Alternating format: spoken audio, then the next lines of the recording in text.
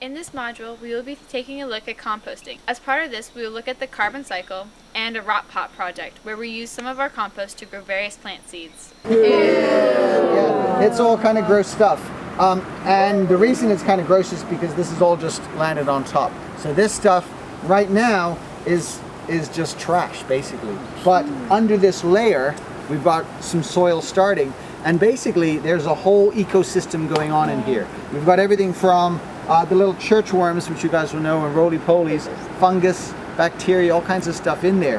And most of the time we kind of go, ooh, when we don't even look at it. But it's actually doing its thing and it's breaking it down. So the top layer does look kind of gross, and it is a little bit of a smell. But if we get rid of the top layer, okay, by the time we're down near the bottom, we're starting to get to stuff that looks a little bit like soil.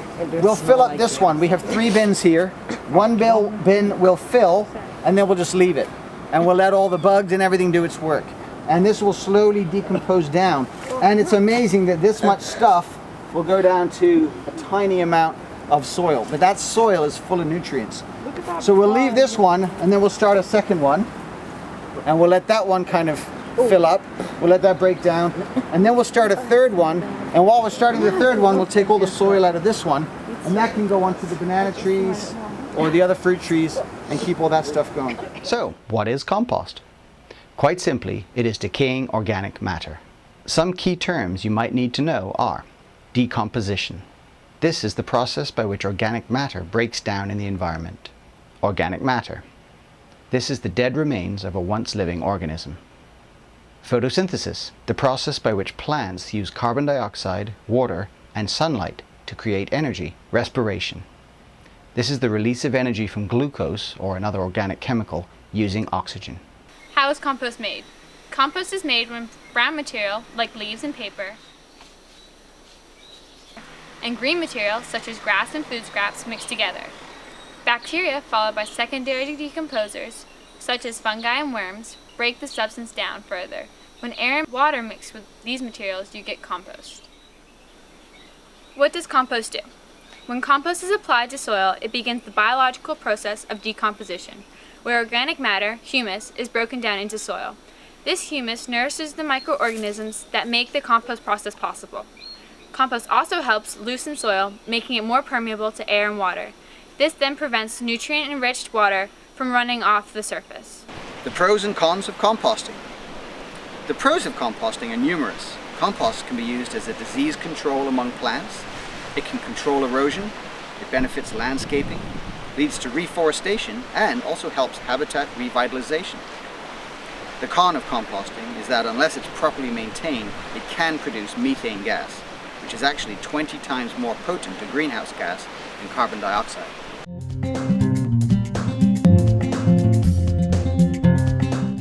Now, when we're thinking about composting, a very important concept to understand is the carbon cycle. Carbon is one of the most numerous elements on the planet, and you can find it in living things. We're made of carbon. Fish swimming in the sea are made of carbon. You can find it in the atmosphere as carbon dioxide. You can find it in the earth, and you can find it in the ocean. One of the problems with the carbon cycle is that for millions of years, the carbon in all of those different environments have been fairly balanced. Today, there seems to be more and more carbon going up into the atmosphere. As we burn fossil fuels, we're giving off all the smokestacks in our cars, we're giving off all of this carbon dioxide.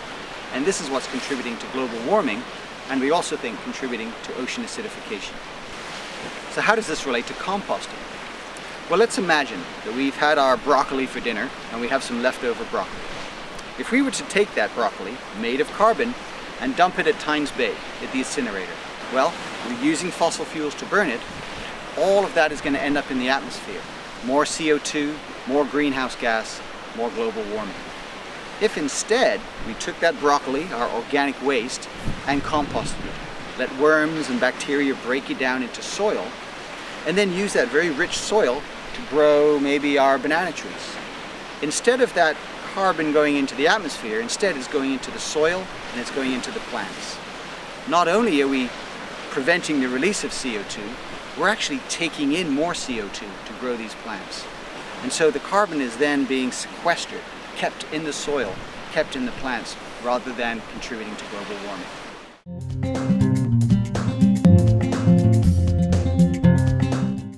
In order to investigate the benefits of composting, we set up an experiment by building a rot pot. Basically what we did, we took some little peanut butter containers, punched holes in the bottom, and then lined them with twigs and leaves. In one of the pots we put regular soil, in the other we put compost, and in the third a mixture of soil and compost. Then we added fast-growing seeds to each, watered them, and sat back to see what would happen. So sticks, leaves, compost, and soil equals a rot pot. This is sticks, and I'm going to put leaves in it. And then after the leaves, I'm going to put a little bit of compost. We have sticks, like grass and leaves, and then we've got compost. And now we're going back inside to put soil in it. I think that this mixed compost and soil will grow faster than just plain compost or plain soil. After a week, the seeds had germinated and started to grow. After 2 weeks, the results were quite obvious. The seeds growing in just soil had grown a little, but the ones in soil mixed with compost had grown a lot. We decided that the ones in just soil hadn't enough nutrients to grow properly, whereas the others were quite well fertilized. The third pot with just compost didn't do very well, and we think there the compost was so rich it might have actually burnt the roots of the plant. So why is composting so important in Bermuda? For one thing, it's something that we can all do that will make a big difference in the environment. Bermuda has quite sandy soil, so adding rich compost to the soil benefits your garden, allows us to grow more fruits and vegetables, and actually helps to prevent erosion and keep the soil very healthy. Also, the other side of the equation, if we compost, if we recycle our old banana peels and those bits of broccoli that we were going to throw away, they don't end up at Tynes Bay being burnt in the incinerator, and instead we can use them for something good. So if we all composted our organic waste here in Bermuda, we could make a huge difference for the local environment.